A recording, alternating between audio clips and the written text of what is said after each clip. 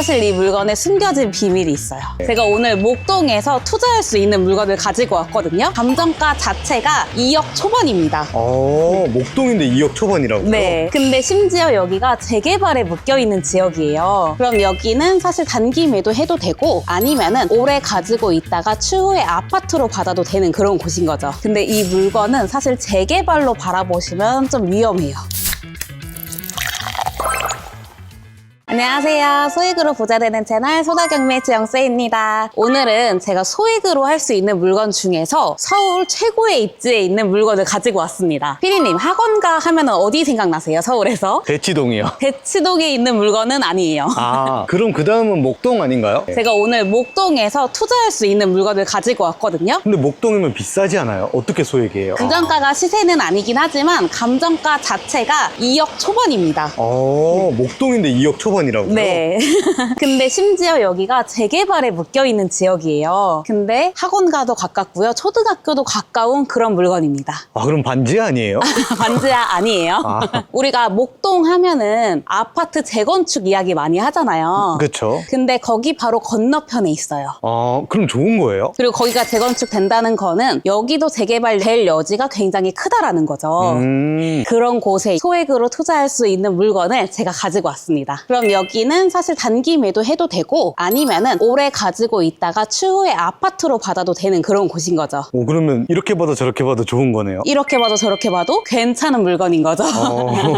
제가 여기 위치에 대해서 설명을 해드릴 건데 네. 저희 물건 바로 앞에 초등학교가 있어요. 바로 앞이면 바로 앞. 어느 정도예요? 지금 딱 이 길 정도만 건너면 바로 초등학교예요.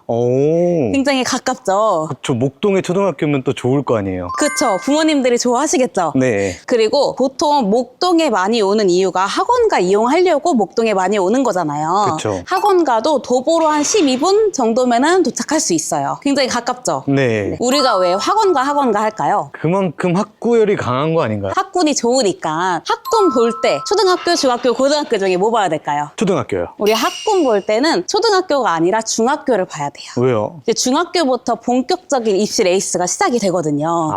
이제 중학교에서 어떻게 보내고 어떤 고등학교를 갈지 이게 결정이 되기 때문에 학군은 무조건 중학교를 봐야 됩니다. 그래서 제가 서울대를 못 갔네요. 중학교를 좋은데 못 가서 그냥 그 이유뿐만 아닐지 어쨌든 학군은 중학교를 봐야 된다는 거. 근데 여기가 신복중학교랑 굉장히 가까워요. 신복중학교요? 네, 목동에 사시는 분들은 그래도 아실 텐데 신복중학교라는 곳이 어떤 곳이냐면 서울에서 상위 30%대 중학교예요. 와, 상위 30%면 굉장히 높네요. 그렇죠. 4사고도 많이 보내고 특목고도 많이 보내는 그런 학교입니다. 여기가 지금 추진 중인 재개발이 성공적으로 돼서 아파트가 들어선다라고 하면은 4,000세대 대단지로 올라간다고 합니다. 와, 4,000세대면 어마어마하겠네요. 어마어마하죠. 사실 요즘 서울에서 요 정도 대단지 찾기가 힘들거든요. 네. 근데 여기는 재개발만 성공하면은 대단지에다가 학군지에다가 교통까지 빼놓을 수 없는 그런 아파트가 되는 거죠. 아니, 입지가 더 좋아지는 거네요. 당연하죠. 여기 바로 초등학교 보이시죠? 정목초등학교네요. 이 초등학교 문을 꼭 기억해 주세요. 왜요? 얼마나 걸리는지 제가 보여드리려고. 그래서 지금 세면서 갈게요. 1, 2, 4, 5, 6, 7, 8, 9, 10, 11. 이거 빌라입니다. 아직 안 갔는데. 12, 13. 근데 진짜 가깝네요. 진짜 가깝죠? 와. 바로 앞에 있어요. 게다가 깨끗한데요? 준신축 빌라입니다. 이 빌라가 어쨌든 재개발이 되려고 하면 시간이 굉장히 오래 걸릴 거잖아요. 그쵸. 근데 요런 입지에 요런 연식을 갖고 있는 빌라면은 버티기가 굉장히 좋은 거죠. 왜냐면 버티는 동안 수리비도 많이 안 들어갈 거고 그리고 초등학교랑 가깝다 보니까 세 맞추는데도 무리가 없을 거잖아요. 네. 그래서 요런 물건들은 내가 오래 보유하고 있기에도 부담스럽지 않은 그런 물건입니다. 근데 이런 빌라 오면 주차는 꼭 확인해야 되는 거 아니에요? 주차 꼭 확인해야 되는데 제가 오늘은 확인하지 않는 이유가 있습니다. 왜요? 제가 좀 이따 설명해 드릴게요. 네. 일단은 들어가 보시죠. 등신 근데 네. 평소들에게 물건 대충 보시네요. 네, 오늘 물건 다 봤습니다. 아니 뭐 저희 향도 확인 안 했고 거실도 확인 안 했고 좋은 네. 물건이 맞나 싶어가지고. 사실 이 물건에 숨겨진 비밀이 있어요. 숨겨진 비밀이요? 오늘 재개발 물건으로 추천드리려 나온 거잖아요. 네. 근데 이 물건은 사실 재개발로 바라보시면 좀 위험해요. 말에 모순이 있는 거 아니에요? 맞아요. 말에 모순이 있는데 이 물건이 재개발 물건인 거는 맞아요. 네. 근데 우리가 재개발이라고 해서 다 같은 재개발이 아니거든요. 아. 재개발 성공하면은 내가 무조건 입주권 받겠지 이렇게 생각하시면 안 돼요. 초보자분들이 굉장히 많이 헷갈려 하시는데 내가 아무리 괜찮은 빌라를 갖고 있다 하더라도 입주권이 나올 수도 있고 안 나올 수도 있습니다. 그래서 내가 괜찮은 입지에 빌라 하나 갖고 있는데 무조건 올라가면 좋겠지 해서 덜컥 낙찰받으시는 분들이 계세요. 네. 그래서 이런 것들을 조심하시라고 제가 말씀드리려고 나왔고요. 이 재개발이 지금 3080 재개발이에요. 3080 그때 한번 기억나시죠? 네. 설명해 주신 것 네, 같은데요. 제가 그거에 대해서 한 번 더 설명을 해드릴게요. 네. 이 3080의 뜻이 뭐냐면 30만 원은 서울에서 주택을 공급하겠다라는 뜻이고요. 80만 호를 수도권을 포함해서 전체적으로 주택을 공급하겠다라는 뜻이에요. 아. 네, 이 나라에서 주도를 해서 주택난을 해소하겠다라는 내용으로 시작이 된 게 3080 재개발입니다. 그런 취지는 좋은 거 아니에요? 어쨌든 주택이 공급이 되니까 좋기는 한데요. 우리 입장에서는 아쉬운 부분이 많아요. 왜요? 이 물건이 지금 경매로 사는 건가요? 아니면 일반 매물로 사는 건가요? 경매로 사는 거죠. 경매로 나온 물건은 내가 낙찰을 받는다고 해서 입주권이 나오질 않아요. 아. 그러니까 아예 안 나옵니다. 아예요. 현금 청산이에요. 무조건 현금 청산. 경매로 받을 경우에만. 경매로 취득했을 때만. 일반 매매는 괜찮아요? 일반 매물도 원래는 안 됐어요. 네. 권리 산정 기준일이라는 게 있거든요. 네. 이때 이후로 거래하면은 이제 입주권 안 나온다라고 했던 그런 기간이 있었어요. 그 시점이 이번에 8월 달에 일부 변동도 생겼고 또 일반 매물로 샀을 때는 무주택자인 사람이 샀을 때는 입주권을 주겠다라고도 했었거든요.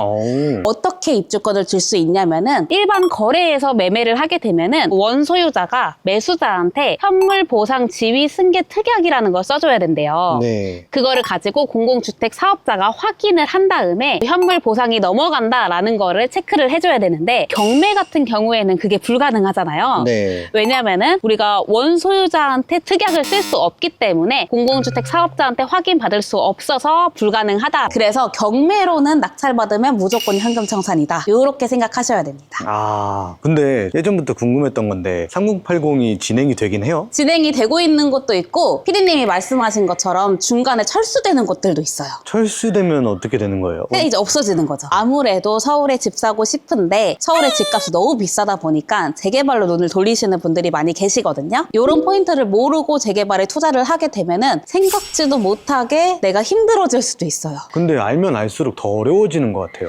그쵸? 이게 혼자 계속 생각하다 보면은 되게 헷갈리거든요. 맞아요. 판단하기가 어렵잖아요. 판단이 어렵죠. 이런 거를 딱 잡아줄 누군가가 필요한 것 같습니다.